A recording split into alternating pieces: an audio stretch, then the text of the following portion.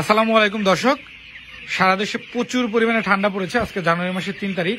আপনারা জানেন যে দেশে শৈত্যপ্রবাহ চলছে এবং এই ঠান্ডায় আসলে মুরগির জন্য কমফোর্টেবল টেম্পারেচার মেনটেন করাটা খুব কঠিন হয়ে যাচ্ছে। আপনারা ব্রুডার জ্বালিয়ে রেখেও বিভিন্ন জায়গায় এক্সট্রা লাইট দিয়েও কিন্তু শেডের টেম্পারেচার ঠিক রাখা যাচ্ছে না, মুরগির জমাট বেঁধে যাচ্ছে। সেই ক্ষেত্রে আমরা আজকে ওয়াহাব ভাইয়ের খামারে আসি, নরসিংদীর মরজালের। তো ওয়াহাব ভাই কিন্তু দেশীয় প্রযুক্তিতে এই যে টিনের ব্রুডার তৈরি করেছেন, কয়লার হিট যেটাকে বলে। তো ওয়াহাব ভাইয়ের সাথে আমরা কথা বলবো এটা কিভাবে উনি তৈরি করেছেন এবং কিভাবে আপনারা এরকম শেডে কয়েকটা এই মুড়ির টিন দিয়ে কয়লার ব্রুডার বানিয়ে কিভাবে আপনারা মুরগিকে একটু কমফোর্ট রাখতে পারেন সেটা দেখানোর চেষ্টা করবো। ওয়াহাব ভাই, এই টিনটা কিসের? মুরগির টিন বা মুরগি। আচ্ছা, এটা হচ্ছে টিনের একটা ডিব্বা, যেটা হচ্ছে মুড়ির ডিব্বা অথবা গরুকে যে মোলাসেস খাওয়ানো হয় চিটাগুড়, সেটা যেগুলোতে থাকে সেরকম একটা ডিব্বা। তো এটা ডিব্বাটা কিভাবে করছেন ভাই? এটা নেশাতে কিছু অংশ বাদ দেওয়া হয়েছে, পাইপ দেওয়ার পরে উপরে কিছু টানা করা হয়েছে।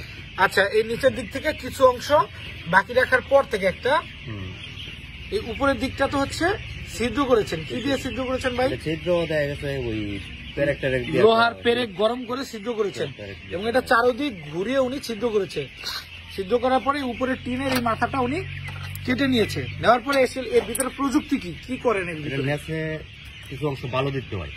আচ্ছা, এই নিচের কিছু অংশ বালু দিতে হয়, যে জায়গাটা খালি থাকে, যে জায়গাটা এই যে ছিদ্র করা না, এই জায়গা পর্যন্ত বালু দিয়ে ভরাট করা থাকে।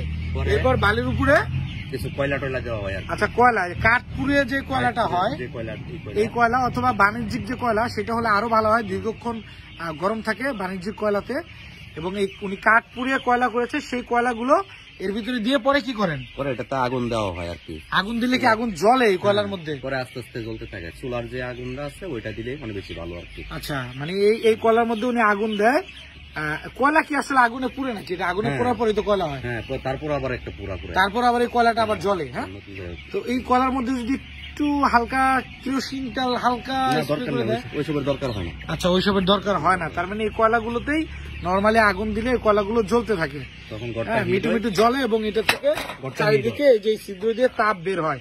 এবং ঘরে উনি যদি এইটুকুর মধ্যে 4টা টিন যদি সেট করে রাখে, মোটামুটি ঘরটা গরম থাকে। তো দর্শক, আপনারা এই ধরনের টিন কালেকশন করে কিন্তু আপনারাও করে নিতে পারেন এই জিনিসটা। সকলের উপকারে বা সকলের স্বার্থে এই জিনিসটা দেখানোর চেষ্টা করলাম। ধন্যবাদ সবাইকে।